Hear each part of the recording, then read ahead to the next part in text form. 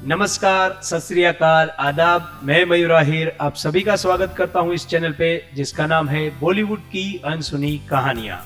ये है हमारा नया सेगमेंट जिसका नाम है गाने के पीछे की कहानी। आज मैं आपको दोस्तों देव साहब के दो ऐसे गानों के बारे में बताऊंगा जिसको रीशूट करने की नौबत आ गई थी और एक गाने को तो करीब करीब रीराइट, री रिकॉर्ड और रीशूट करने की नौबत आ गई थी। तो कौन से थे ये दो गाने, चलिए इसके बारे में बात करते हैं।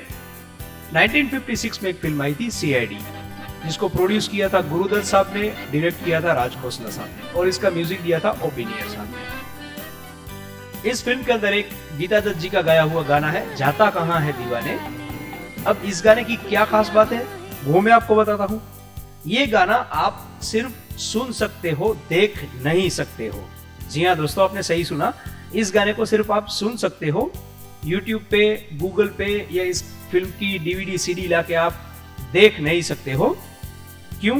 चलिए इस बारे में भी हम बात करेंगे। इस गाने को सेंसर बोर्ड द्वारा बैन कर दिया गया था। बैन करने के लिए अलग अलग लोगों की अलग अलग राय है। तो सबसे पहले मैं म्यूजिक डायरेक्टर ओ.पी. नैयर साहब की बात करूंगा।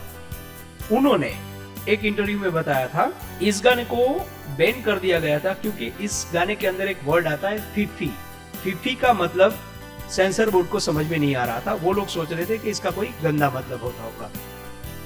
तो इसके लिए उन्होंने ओ.पी. नैयर साहब से बात की कि भाई इस गाने के अंदर जो ये लफ्ज है फिफी, इसका क्या मतलब है, आप हमें समझाइए। तो ओ.पी. नैयर साहब ने कहा कि भाई देखिए, कई बार ऐसा होता है कि गाना मीटर में सेट करने के लिए हम कई सारे लफ्ज या आलाप या फिर ऐसा कुछ हम यूज कर लेते हैं जिसका कोई मतलब नहीं होता है। सिर्फ गाने को मीटर में सेट करने के लिए हम ऐसे लफ्ज इस्तेमाल करते हैं। ये जो लफ्ज है फिफी, इसका कोई मतलब नहीं है। लेकिन ये बात सेंसर बोर्ड के गले नहीं उतरी और उन्होंने गाने को बैन कर दिया। ऐसा बताया था ओ.पी. नैयर साहब ने अपने एक इंटरव्यू। वहीदा रहमान जी ने एक अलग ही बात कही थी। उन्होंने कहा था कि सेंसर बोर्ड को फिफी वर्ड से, फिफी लफ्ज से कोई एतराज नहीं था, उनको गाने के मतलब से एतराज था। उन लोगों को लगता था कि गाने का मतलब बड़ा ही गंदा निकलता है, जाता कहां है दीवाने, सब कुछ यहाँ है सनम। तो इसका उन लोगों ने गलत मतलब निकाला और गंदा मतलब निकाला और ये कहते हुए उन्होंने इस गाने को बैन कर दिया। अगर कई सुनी बातों पर यकीन करें तो एक कहानी ये भी सामने आती है। सेंसर बोर्ड ने ये कहते हुए इस गाने को बैन कर दिया था, फिल्म का नायक जो कि एक सीआईडी ऑफिसर है और फिलहाल वो सस्पेंडेड है, लेकिन वो पुलिस से छुपता हुआ ऐसी जगह पे जाके नहीं छुपेगा। इससे पूरी पुलिस फोर्स के ऊपर धब्बा लगेगा, पूरे डिपार्टमेंट के ऊपर धब्बा लगेगा। तो इसलिए इस गाने को हम हटा रहे हैं। अब दोस्तों, ये फिल्म मैंने देखी है, मुझे नहीं लगता कि ये बात सही है, क्योंकि वहीदा रहमान जी के घर दो बार देव साहब जाते हैं, एक सस्पेंड होने से पहले और एक सस्पेंड होने के बाद। तो जब सस्पेंड होने के बाद देव साहब भाग रहे होते हैं पुलिस से, तब देव साहब को गोली भी लगी होती है और लक बाई चांस वो पहुंच जाते हैं वहीदा जी के घर पे और वहीदा जी वहां पर उनकी मरहम पट्टी करती है और देव साहब पूरा दिन बेहोश रहते हैं। जब होश में आते हैं तुरंत वहां पर विलन आता है और ये गाना आता है, कहीं पे निगाह कहीं पे निशाना। जब ये गाना चल रहा होता है तभी देव साहब वहां से भाग जाते हैं। तो मेरे ख्याल से ये सिचुएशन के ऊपर वो जाता कहां है दीवाने गाना यहाँ पर फिट नहीं बैठता है, तो यहाँ पर तो ये गाना होना नहीं चाहिए। लेकिन जब वो सस्पेंडेड नहीं थे तब वो एक बार वहीदा जी के घर पे जाते हैं। क्यों जाते हैं वो भी मैं आपको बताता हूँ। देव साहब को एक फोन आता है कि आप जिस कत्ल की तहकीकात कर रहे हैं, जिस कत्ल की छानबीन कर रहे हैं, उसका एक महत्वपूर्ण सुराग मेरे पास है, तो आप मुझसे आकर मिलो। अब देव साहब वहीदा जी को मिलने के लिए जाते हैं, लेकिन वहीदा जी ने उनको कोई सुराग देने के लिए नहीं बुलाया था, उन्होंने किसी और वजह से देव साहब को अपने घर पे बुलाया था।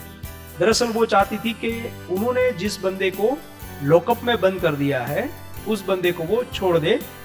इसके लिए वो देव साहब को रिश्वत भी ऑफर करती है, कहती है कि मैं आपको 50,000 रुपए तक देने के लिए तैयार हूं अगर आप उस आदमी को छोड़ दें।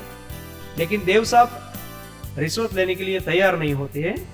तो अब वहीदा जी उनको रिझाने की कोशिश करती है और देव साहब वहां से चले जाते हैं। तो देव साहब जैसे ही जाते हैं पीछे से वहीदा जी आवाज देती है, लेकिन वहां पर सीन कट हो जाता है और उसके बाद में देव साहब फिर अपनी ऑफिस में होते हैं। तो इस सिचुएशन में ये गाना बिल्कुल फिट बैठता है कि ये गाना यहाँ पे होना चाहिए। तो ये बात तो खारिज हो जाती है कि ये सेंसर बोर्ड ने ये कहते हुए बैन लगाया था कि ये पुलिस डिपार्टमेंट के लिए ठीक नहीं है। बहरहाल वजह जो भी रही हो, गाना तो बैन हो गया था। जब गुरुदत्त साहब को पता चला कि सेंसर बोर्ड ये कह रही है कि इस गाने को फिर से लिखवाया जाए, मजरूर सुल्तानपुरी साहब ने इस गाने को लिखा था, फिर से इस गाने को लिखा जाए, फिर से इस गाने को रिकॉर्ड किया जाए और फिर से इस गाने को शूट किया जाए, तो इस बात से गुरुदत्त साहब को बहुत ही गुस्सा आ गया और उन्होंने गाने की जो प्रिंट थी ओरिजिनल, उसको जला डाला। अब उसकी कोई दूसरी कॉपी नहीं थी। ये हमारी बदकिस्मती है कि हमको ये गाना देखने को आज नहीं मिल रहा है, क्योंकि वो गाना जला दिया गया था। तो उस जमाने में सेंसर बोर्ड ऐसी वजह से भी गानों को या पूरी फिल्म को भी बैन कर दिया करती थी। तो चलिए अब हम दूसरे गाने के बारे में बात करते हैं। देव साहब के साथ यही हादसा 1 साल बाद फिर से होता है।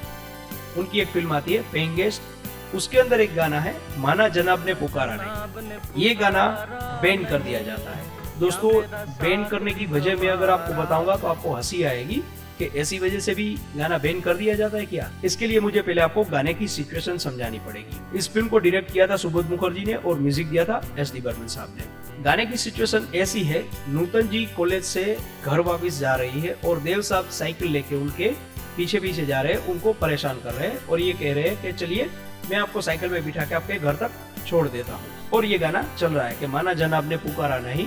आधा गाना जाने के बाद नूतन जी मान जाती है और देव साहब के साथ साइकिल में वो बैठ जाती है। तब ये लाइन आती है, माशा अल्लाह कहना तो माना, बन गया बिगड़ा जमाना। फिर वो नूतन जी को उनके घर पे छोड़ के आते हैं। ओरिजिनल इस तरीके से गाना शूट किया गया था, लेकिन सेंसर बोर्ड ने ये कहते हुए इसको बैन कर दिया कि देखिए भाई, एक जवान लड़का और एक जवान लड़की एक ही साइकिल में बैठ के जा रहे हैं, तो आज की जनरेशन, आज के नौजवानों पर इसकी क्या असर होगी। अगर ये जमाना ये गाना देखेगा तो इस समाज पे इसका क्या असर होगा, बहुत ही बुरा असर होगा भाई। इसलिए हम इस गाने को बैन कर रहे हैं। तो ये कह के इस गाने को बैन कर दिया गया। अब सुबोध मुखर्जी के पास एडवांटेज ये था कि इनको पूरा गाना शूट नहीं करना था और ना ही गाने को फिर से रिकॉर्ड भी करना था, क्योंकि सेंसर बोर्ड को प्रॉब्लम थी आधे गाने के बाद, जब नूतन जी देव साहब के साथ साइकिल में बैठ जाती है तब से। तो सब लोगों ने मिलकर डिसाइड किया कि इतना गाना हम रीशूट कर लेते हैं। तो इतना गाना फिर से शूट किया गया, सिचुएशन बदल दी गई। जहां पर नूतन जी देव साहब की साइकिल में बैठ जाती थी, वहां पर इस तरीके से दिखाया गया कि वो देव साहब की साइकिल छीन के भाग जाती है और देव साहब किसी और की साइकिल लेके उनके पीछे जाते हैं और दोनों अलग अलग साइकिल में जा रहे हैं और ये गाना चल रहा है। अगर दोस्तों आप ये पिक्चर देखेंगे तो आपको पता चलेगा कि जब ये गाना खत्म होता है तो दोनों अलग अलग साइकिल में आ रहे हैं, लेकिन जैसे ही नूतन जी के घर पे पहुंचते हैं तब वहां पे एक ही साइकिल होती है और वो भी देव साहब की।